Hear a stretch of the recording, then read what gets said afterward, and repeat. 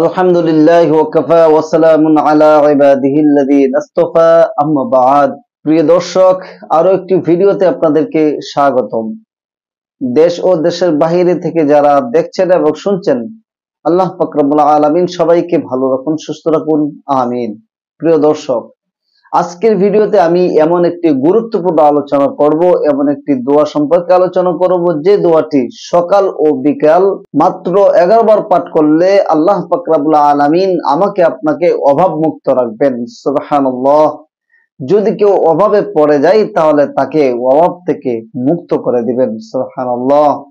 প্রিয় দর্শক, বুঝতে পারছেন আজকের আলোচনাটা খুবই গুরুত্বপূর্ণ, তাই ভিডিওটা শুরু থেকে একবারে শেষ পর্যন্ত দেখবেন মনোযোগ সহকারে এবং এই দোয়াগুলো শিখে নেবেন এবং এই দোয়ার উপরে আমল করবেন। আল্লাহ তাআলা আমাকে এবং আপনাদের সবাইকে উক্ত দোয়ার উপর আমল করার তৌফিক দান করুন, আমিন। প্রিয় দর্শক, মধ্যখানে একটি কথা বলে রাখি, যদি আপনি আমার চ্যানেলে নতুন হয়ে থাকেন বা চ্যানেলটি সাবস্ক্রাইব না করে থাকেন তাহলে অবশ্যই চ্যানেলটি সাবস্ক্রাইব করে বেল আইকনটি অন করে দেন, যাতে করে প্রত্যেকটি ভিডিও খুব সহজে পেয়ে যেতে পারেন এবং এই থেকে উপকৃত হতে পারেন। কেননা এই চ্যানেলে অনেক গুরুত্বপূর্ণ বিষয়গুলো আলোচনা করা হয়, ভিডিও আকারে প্রকাশ করা হয়, যা থেকে সকল মানুষের উপকার হবে, সবাই উপকৃত হতে পারেন। তো আলোচনা শুরু করা যাক। আসলে আমরা কেউই অভাব মুক্ত নই, তো আমরা অভাব মুক্ত থাকার জন্য আমল করা দরকার। কেননা অভাব থেকে মুক্তি দান করেন একমাত্র আমার আল্লাহ পাক রব্বুল আলামিন। আল্লাহ ছাড়া কোনো কিছুতেই অভাব মুক্ত নয়। এক আল্লাহই আমাদেরকে অভাব মুক্ত রাখেন, আল্লাহ তাআলাই আমাদেরকে ধনাঢ্যতা দান করেন, এক আল্লাহ তাআলাই আমাদেরকে ধন সম্পদ দান করেন। এই জন্য আল্লাহ তাআলার কাছেই চাইতে হবে, আল্লাহ তাআলার কাছ থেকেই নিতে হবে। এই জন্য আল্লাহ তাআলার ইবাদত বন্দেগীতে মনোযোগী হতে হবে এবং আল্লাহ তাআলার কাছে চাইতে হবে। আমরা অনেক সময় অনেক বিপদে পড়ে যাই, আমরা আল্লাহকে ছাড়া কাউকে পাশে পাই না। এই জন্য আমাদের যত হাজত আছে, আমাদের যত প্রয়োজন আছে, আল্লাহ তাআলার কাছে চাইবো, আল্লাহ তাআলার কাছে পেশ করব। আল্লাহ পাক রব্বুল আলামিন আমাদের হাজত গুলো পূর্ণ করে দিবেন। সুবহানাল্লাহ। প্রিয় দর্শক, দুনিয়া ও আখিরাতে যেখানেই যান না কেন, যখন আমি আপনি দুনিয়াতে ছিলাম না তখন আমার আল্লাহ ছাড়া কেউ আপন ছিল না। দুনিয়াতে আসছি, মা বাবা আত্মীয় স্বজন অনেক বন্ধু বান্ধব আপন আছে, কিন্তু মৃত্যুর সাথে সাথে সবাই পর হয়ে যাবে, তখন আর কেউ আপন হবে না। তাই বিপদে পড়ে, দুনিয়াতে যখন বিপদে পড়ে যাই তখনও দেখি আমার আল্লাহ ছাড়া আমার পাশে কেউ থাকে না।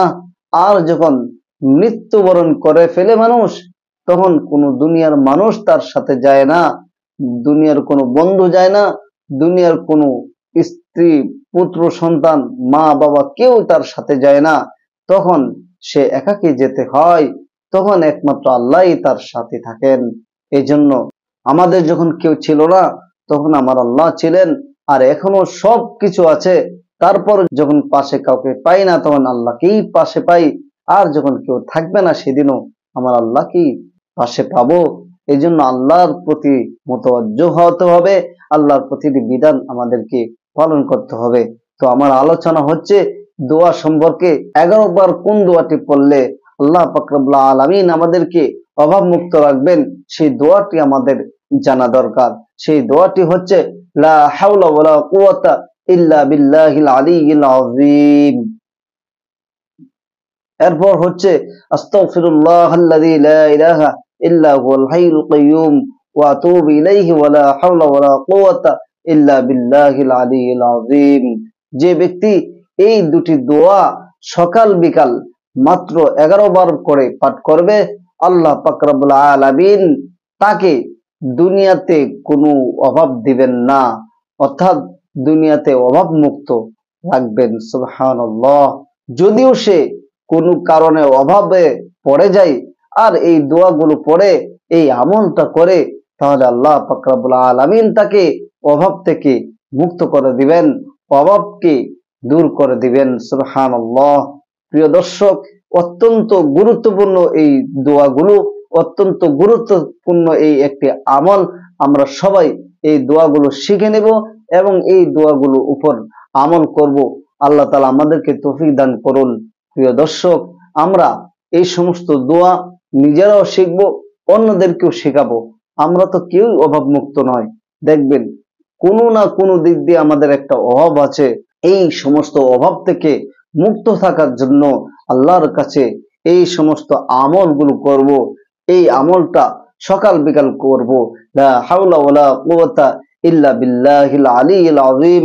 আস্তাগফিরুল্লাহাল্লাযী লা ইলাহা ইল্লা হুয়াল হাইয়ুল কাইয়্যুম ওয়া আতুবু ইলাইহি ওয়া লা হাওলা ওয়ালা কুওয়াতা ইল্লা বিল্লাহিল আলিয়্যিল আযীম। অত্যন্ত চমৎকার একটি আমল, অত্যন্ত সুন্দর দুটি দোয়া।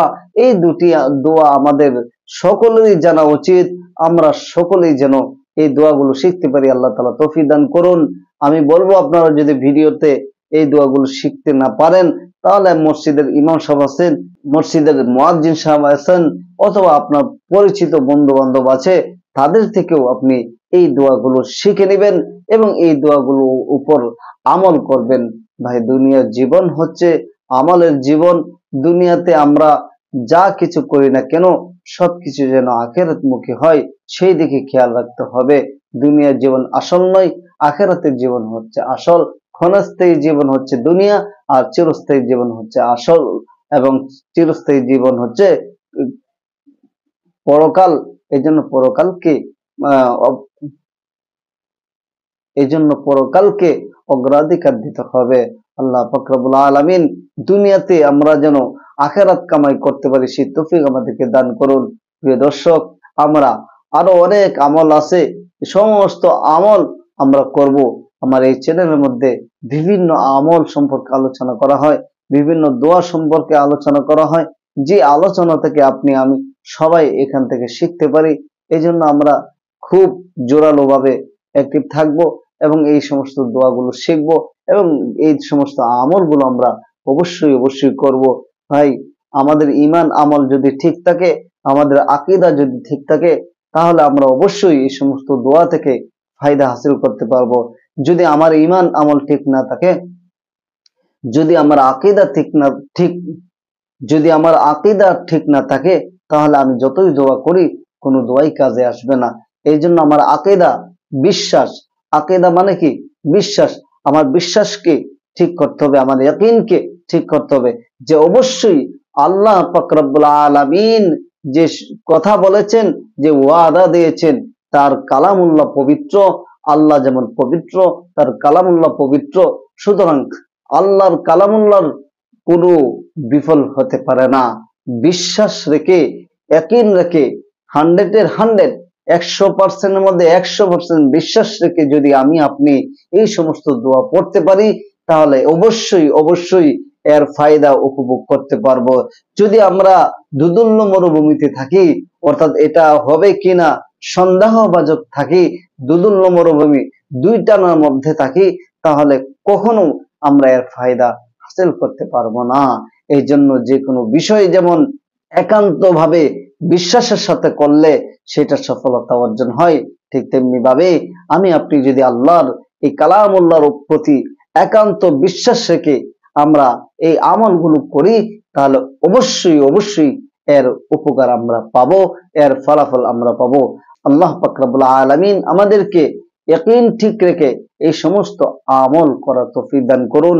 আর ভিডিওটা লাইক, কমেন্ট করে শেয়ার করে দিবেন, যাতে করে অন্য ভাইরাও এই ভিডিওটা পেতে পারে এবং তারাও এখান থেকে শিক্ষা নিতে পারে এবং তারাও এই আমলটি করতে পারে।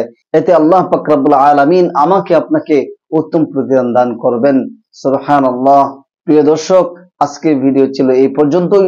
তো সকলকে আল্লাহ তাআলা ভালো রাখুন, সুস্থ রাখুন। আমিন। আসসালামু আলাইকুম ওয়া রাহমাতুল্লাহ।